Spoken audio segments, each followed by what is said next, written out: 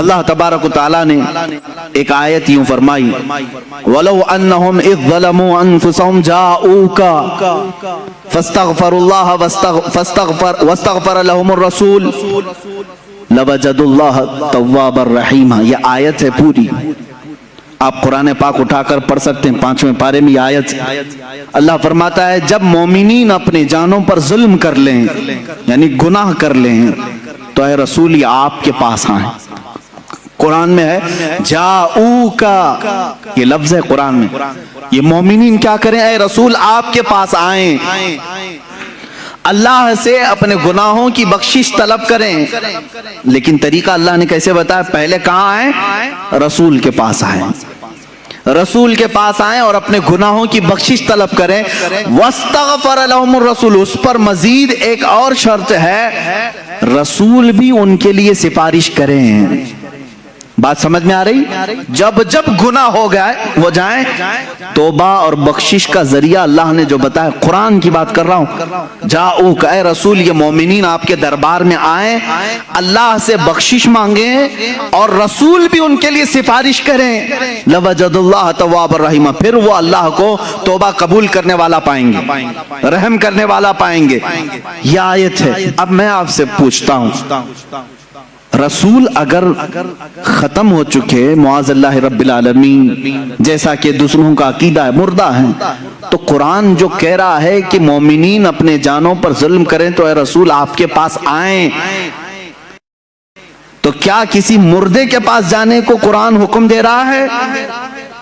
اب اس کے جواب میں وہ یہ لوگ کہتے ہیں نہیں، یہ رسول کی زندگی میں آیت آئی تھی، رسول کی زندگی میں یہ آیت آئی تھی، اور جو اس وقت گناہ کر رہے تھے ان کو حکم تھا کہ وہ رسول کے پاس آئیں، رسول ان کی سفارش کریں گے تو اللہ ان کی توبہ قبول کرے گا۔ میں ان سے کہتا ہوں میرے عزیز، پھر ہمارا کیا قصور ہے؟ قرآن کیا اسی زمانے کے لیے اترا تھا یا قیامت تک کے لیے آیا ہے؟ قرآن کب تک کے لیے ہے؟ قیامت تک کے لیے۔ میرے عزیز، قرآن کی آیت صبح قیامت تک کے لیے ہے، یہ صرف اس زمانے کے مسلمانوں کے لیے آیت نہیں آئی، صبح قیامت تک کے مومنوں کے لیے آیت آئی ہے کہ اگر تم میں سے کسی سے گناہ ہو جائے تو تم کہاں جاؤ؟ کہاں جاؤ گے؟ رسول کے پاس۔ یہ آپ کھل کر کے بولو، ڈرو مت کہ کیسے جائیں گے، ویزا لگے گا کہ نہیں لگے، میں بتاتا ہوں، اس پر بھی میں آتا ہوں، لیکن قرآن کی بات ہے۔ اللہ نے کیا فرمایا؟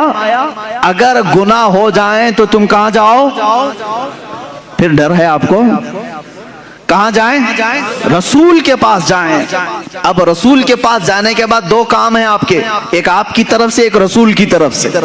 آپ اللہ کی بارگاہ میں توبہ کریں گے، رسول آپ کی سفارش کریں گے، تب آپ کی توبہ قبول ہوگی۔ اب آپ سوال آتا ہے، ہر ایک کی طاقت نہیں سفر کرنے کی، کیسے جائیں مدینے؟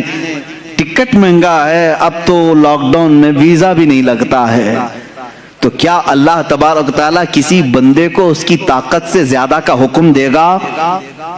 جو تم نہیں کر سکتے اس کا حکم شریعت میں آتا ہے۔ اسلام نام ہی ہے اس چیز کا، اللہ بندے پر اتنا ہی حکم ڈالتا ہے جتنا وہ کر سکتا ہے، جو نہیں کر سکتا اس کا حکم نہیں آئے گا۔ اب تم سب لوگ مل کر کے کہو گے کہ ہمارے آج جانے کی طاقت ہی نہیں، اور اللہ نے حکم کیسے دے دیا؟ گناہ تو آج صبح بھی ہوئے ہیں ہم سے، دوپہر میں بھی ہوئے ہیں، شام میں بھی ہوئے ہیں، اور اللہ فرما رہا ہے رسول کے پاس جائیں۔ اب اس حساب سے دیکھا جائے تو کبھی ٹکٹ ملے نہ ملے، کیسے جائیں رسول کے پاس؟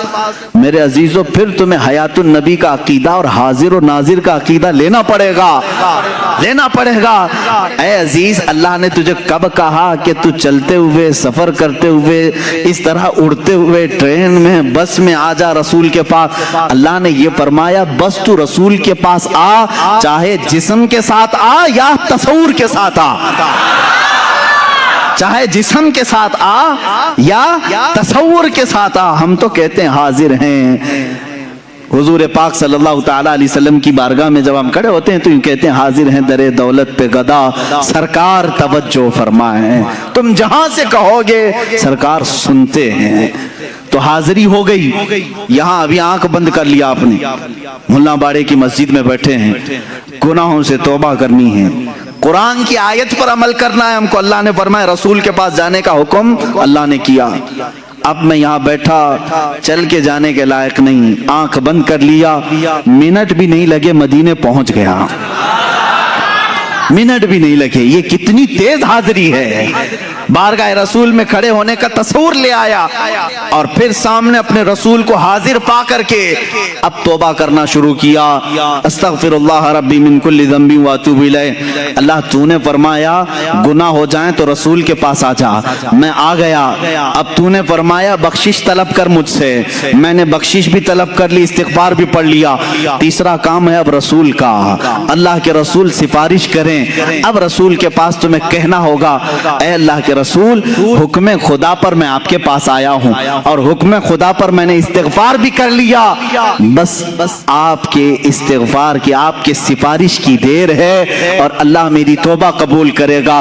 یہی تو عقیدہ بریلی کا امام بار بار تمہیں کہہ رہا ہے.